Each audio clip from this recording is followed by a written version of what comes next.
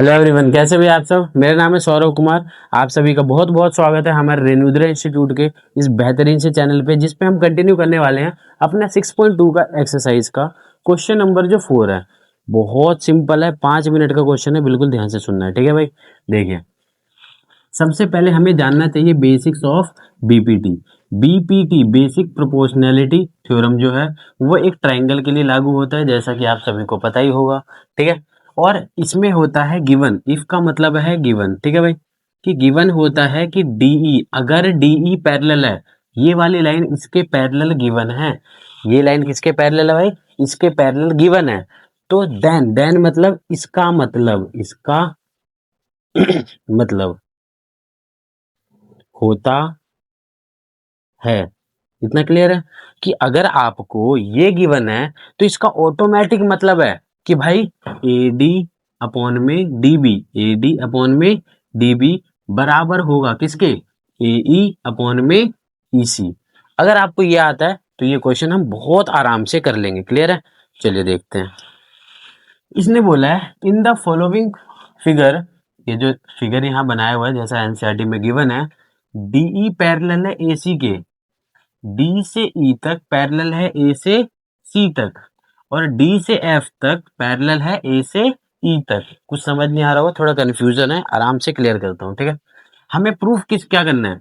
B F upon में F E, इस पे ध्यान दो। बी से लेके एफ तक, ठीक है, अपॉन में एफ से लेके ई तक, इसके बराबर है भाई बी से लेके ई तक, बी से लेके ई तक अपॉन में ई से लेके सी तक। ऐसा लगेगा बहुत कॉम्प्लिकेटेड हो गया, it's really very very simple, ठीक है। ध्यान से सुनना है बस।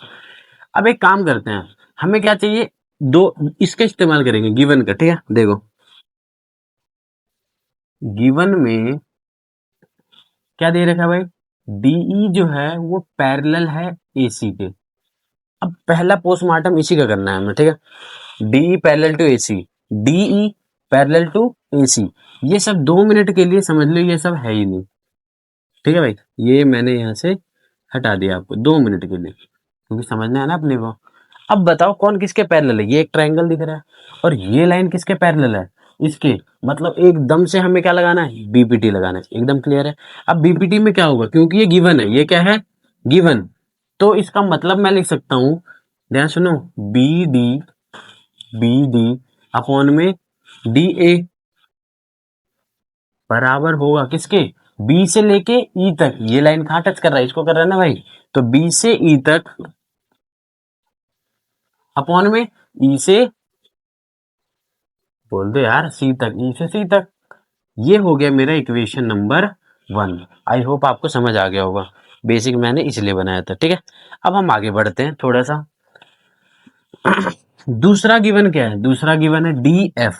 डी एफ पैरेलल है, ये भी गिवन है भाई हमें, ठीक है। डी एफ पैरेलल है किसके? ए के। अब चलते हैं डी एफ के पास। डी से लेके एफ तक, डी से लेके एफ तक वाली जो लाइन है, ये किसके पैरेलल है? इसके है ए से लेके ई तक। जब मैं इसका पोस्टमार्टम कर रहा हूं तो थोड़ी देर के लिए इसको हटा देता हूं, ताकि भाई हमें समझ में बढ़िया से आ जाए।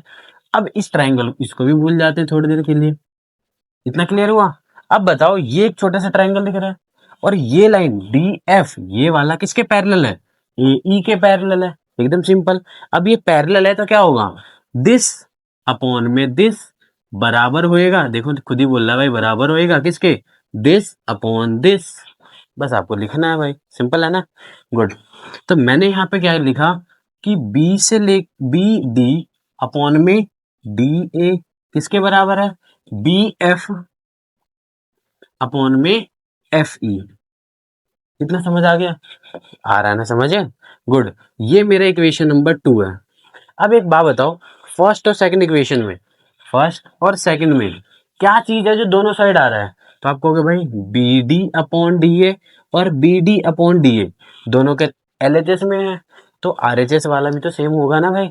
बस एक लाइन लिखना है आपको, from equation 1 and 2, from equation 1 and 2, ठीक है भाई। 1 and 2 से एलएचएस अगर सेम है तो आरएचएस भी क्या होगा? सेम होगा। बीई अपॉन ई सी किसके बराबर होगा? बी एफ अपॉन में FE चेक कर लो भाई। इसके बाद आपको हार्दिक पांड्या लिखना है, आई मीन हैंस प्रूव्ड लिखना है। क्लियर हो गया? कैसा लगा आपको ये क्वेश्चन? बहुत अच्छे से डिटेल में एक्सप्लेनेशन, हो सकता है 1 मिनट ज़्यादा लग गया हो, बिल्कुल मना नहीं कर रहा, लेकिन ना आपको एक-एक स्टेप बाय स्टेप समझ में आ गया होगा। सही कह रहा हूँ ना? कैसा लगा ये वाला क्वेश्चन कमेंट सेक्शन में कमेंट करके ज़रूर बताएँ। मिलते हैं आपसे नेक्स्ट क्वेश्चन में, तब तक के लिए टाटा।